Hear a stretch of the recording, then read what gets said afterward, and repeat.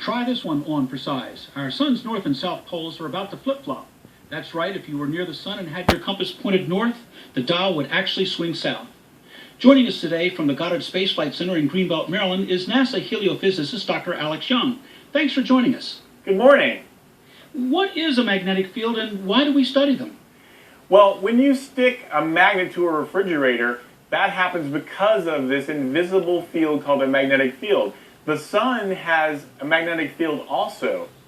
And the sun's magnetic field is incredibly complicated and dynamic, and it drives all of the activity that happens on the sun, space weather and solar storms.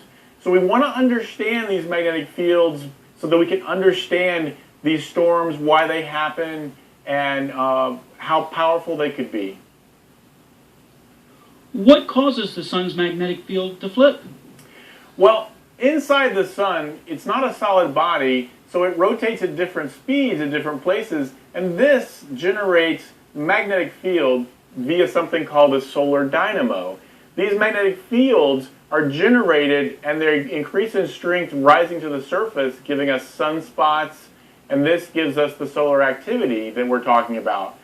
This whole process happens over a time scale of roughly 11 years. We call this the solar cycle. The solar cycle goes from being very weak with low activity to high activity, then back down to low activity.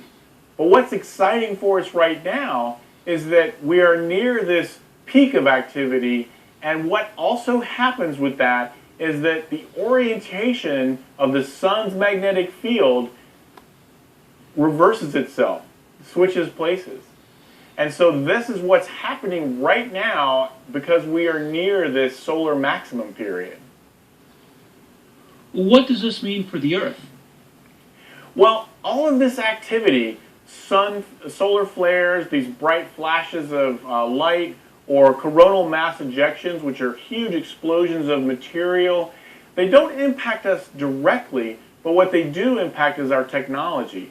They can cause temporary disruptions in our communications, GPS, they can create a dangerous environment for astronauts in space, and they can also cause disruptions in our power grid. Now, the one good side about that is it also gives us the aurora that we can see at the northern and southern poles. Well, where can we see more great images of the sun and learn about the current solar cycle? Well, a great place to go to find out all about this and see all of the great data we have in imagery is at www.nasa.gov/sun-earth. Thank you very much. Thank you. Joining us here inside of the International Space Station Flight Control Room, looking down at the Orbit 2 team manning consoles and monitoring all of the systems on board the orbiting laboratory.